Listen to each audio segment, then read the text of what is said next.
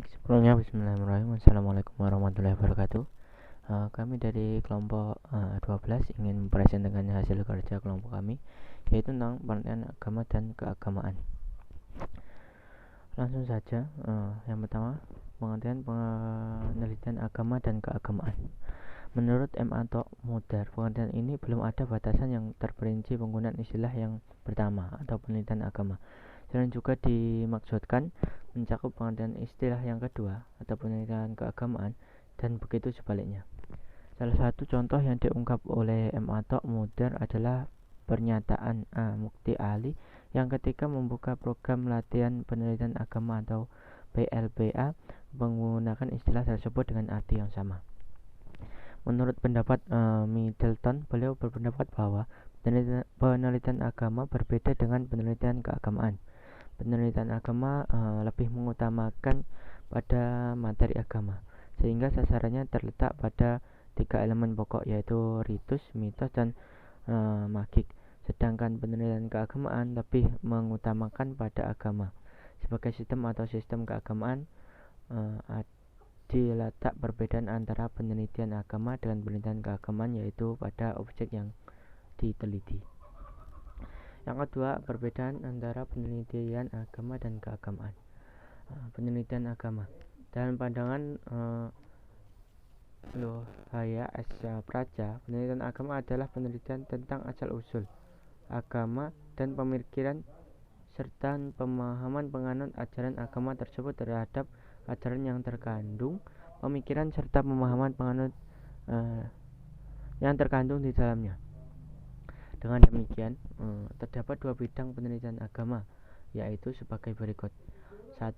Penelitian tentang sumber ajaran agama yang telah melahirkan disiplin ilmu tafsir dan ilmu hadis.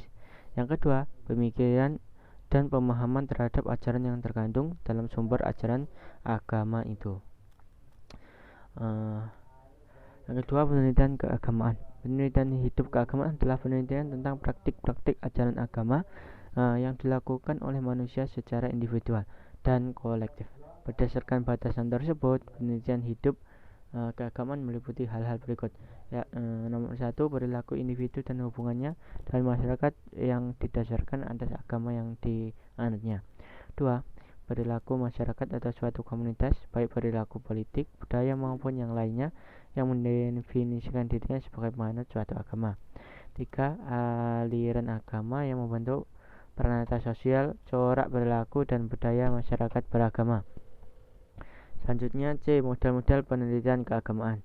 Model-model penelitian keagamaan disesuaikan dengan perbedaan antara penelitian agama dan penelitian hidup keagamaan. Menurut Jamari, model-model ini dibagi menjadi 3, yaitu yang pertama, analisis sejarah. Dalam hal ini, sejarah hanya sebagai metode analisis atas dasar pemikiran bahwa sejarah dapat menyajikan gambaran tentang unsur-unsur yang mendukung timbulnya suatu lembaga, dan pendekatan sejarah bertujuan untuk menemukan inti karakter agama dengan meneliti sumber klasik sebelum dicampuri yang lain. Menurut ahli perbandingan agama seperti A. Mukti Ali, apabila kita ingin memahami sebuah agama, maka kita harus mengidentifikasi 5 aspek, yaitu konsep ketuhanan, pembawa agama atau nabi, kitab suci, sejarah agama, dan tokoh-tokoh terkemuka agama tersebut. Kedua, analisis lintas budaya. Analisis lintas budaya bisa diartikan dengan ilmu antropologi, karena dilihat dari definisi antropologi sendiri secara sederhana dapat dikatakan bahwa antropologi mengkaji kebudayaan manusia. Yang ketiga, eksperimen. Penelitian yang menggunakan eksperimen agak sulit dilakukan dalam penelitian agama.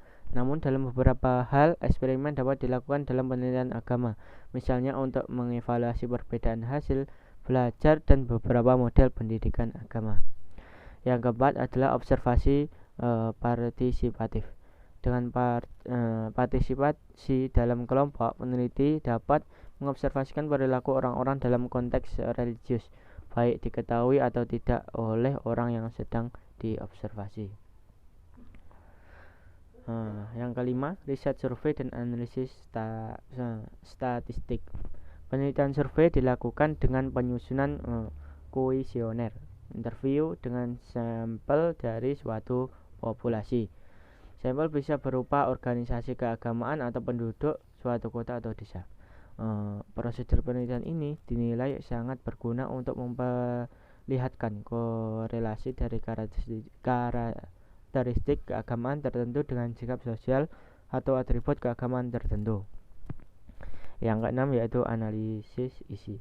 Dalam metode ini, peneliti mencoba mencari keterangan dari tema-tema agama, baik berupa tulisan, buku-buku khotbah, doktrin maupun deklarasi teks dan lainnya.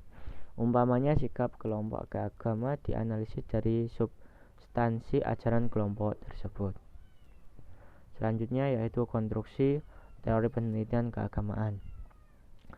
WJS Purwadarminta dalam Kamus Umum Bahasa Indonesia mengatakan konstruksi adalah cara membuat atau menyusun bangunan-bangunan dan dapat pula berarti susunan dan hubungan kata, kalimat atau di kelompok kata. Sedangkan teori berarti pendapat yang dikemukakan sebagai suatu keterangan mengenai suatu peristiwa dan berarti pula asas-asas dan hukum umum yang dasar suatu kesenian atau ilmu pengetahuan. Dari pengertian tersebut kita dapat memperoleh suatu kesimpulan bahwa yang dimaksud dengan konstruksi teori adalah susunan atau bangunan dari suatu pendapat, asas-asas atau hukum-hukum mengenai suatu yang antara suatu dan lainnya saling berkaitan sehingga membentuk suatu bangunan. Selanjutnya, agama adalah menyangkut lebih daripada hanya pikiran, yaitu perasaan dan kemauan juga, dan dapat memanifestasikan dari menurut segi-segi emosionalnya walaupun idenya kabur. Harun Nasution menyebutkan adanya 4 unsur penting yang terdapat dalam agama, yaitu 1. Unsur kekuatan gaib yang dapat mengambil bentuk dewa atau Tuhan dan sebagainya. Yang kedua, unsur keyakinan manusia bahwa kesejahteraannya di dunia ini dan hidupnya di akhirat nanti amat beruntung kepada adanya hubungan baik dengan kekuatan gaib yang dimaksud. 3. Unsur respon, yaitu yang bersifat emosional dari manusia yang dapat mengambil bentuk perasaan takut, cinta, dan sebagainya. Dan yang terakhir, unsur paham adanya yang kudus dan suci yang dapat mengambil bentuk kekuatan gaib, kitab yang mengandung ajaran-ajaran agama yang bersangkutan dan dalam bentuk tempat-tempat tertentu. Mungkin cukup itu saja yang dapat saya sampaikan. Atas kurang lebihnya saya mohon maaf. Billahi taufiq wal hidayah. Wassalamualaikum warahmatullahi wabarakatuh.